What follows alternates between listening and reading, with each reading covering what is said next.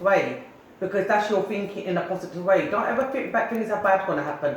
Say to yourself, I can do it, I'm going to get there, right? Like I believe in my angels, and I say, angels, I need you right now, and they're there for me. It's what you believe in. But you know what? Self-talk is the best thing when you're not well. Yeah. To be honest, I do a lot of that as well. I continually tell myself how great I am. Literally in the mirror, sit there saying, yeah, I'm a god and I can do anything I want and put my mind to it, because you've got to. That's one thing that I'm not very good at. I've just recently stopped having counselling for compassionate therapy for myself. Okay. I can do everything for everybody. Yeah. But when it comes to myself, I don't think I'm worthy enough. Oh, you stumped me there. But it's a fact. I just don't feel that I'm worthy for anything. What, so despite everything that you do, you don't see that as like something to like compliment yourself on? But she does amazing stuff. Of course she does amazing. Yeah, and a lot of, before I forget, another thing as well, you know, the talking therapies, I'm not really happy with how they deal with people, because last year I had an episode, right? I can't remember what time, but I had it, and maybe for a whole month. So I went through NHS for the therapy. I waited 6 months, right? They didn't do nothing to help myself. 6 months. And then I got one in January. But you know what? I took the appointment because I wanted to go. I knew that I was well, I was quite positive, but I wanted to tell the therapy how I felt. So I said that because they give you a little letter and I had to lie a little bit.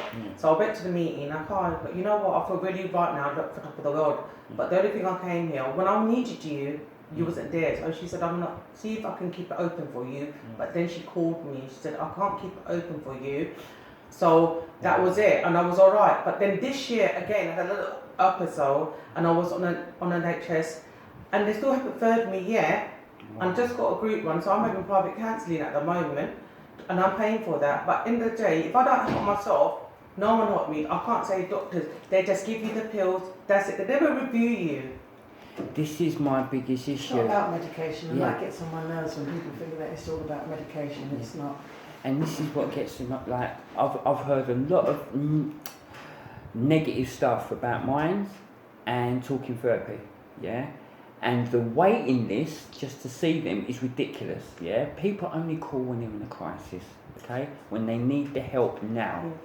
I mean, there's a lot of cutbacks, I understand there's a lot of cutbacks, but there were times in my life when I felt really bad and I had to ring the Samaritans. I was on the phone, proper crying. They're volunteers to do the Samaritan, but you know what, they're there, they listen to you. Because sometimes you want someone to listen and just guide you. They're there for you. So I had the crisis line and I had to ring them to get through myself. Because really, sometimes you don't understand, and you feel like you're so alone. You feel such alone, like you're somewhere like in a jail. That's how you feel. Because no one's gonna understand this. You've been through it yourself. So in the day, I want to help other people because I know what they feel. You know, I want to help other people. But you know what? I don't just sit there and don't do nothing about it. I go out there and do things about it. Go to different charities. And now I really feel that I'm right ready to work with adults now. I've been working with children for 15 years. Just say, hi girls, Crash Rose, Della and that, all my workmates, Wendy, they really support me. They're the best workers. I've been working 15 years now and they really support me. You know, they found out a few years when I was going to record a paper that I had depression, but they're there for me. And they were say, you're a superwoman, Jug, you can do this. So it's like a lot of support. And my family's been there, especially my hubby. Alright, you don't understand that much, but he's supporting me and we're there for each other. Well, 35 years. You know, so we're going to be celebrating tonight. You know, I'm going to cook dinner and that. It's going to be really nice. But in the day, it's the hard times, the persons who's there for your hard time. Like Sandra's been there when I've been really low, you know, and she picked me up, or she's told me off like a big sister, like she does sometimes. She tells me, and it's good because I said to Sandra the other day, we went out, I said to Sandra the other day, doesn't matter, like one of my mother-in-law said, doesn't matter if someone's young or old, if someone tells you something good, like always my husband says, you say, thank you, you told me that, I'm going to learn from that. Yeah, that's it, See, look, she literally idolises you and you're telling me you can't take none of that in and absorb that. It's very hard for me, it's something that I've got to work on. You do. And it's because, and it all comes from, Got the phone on. Okay, cool. Oh, we got a phone call. I can see the phone. Hello, you're on Revive FM. Who's speaking?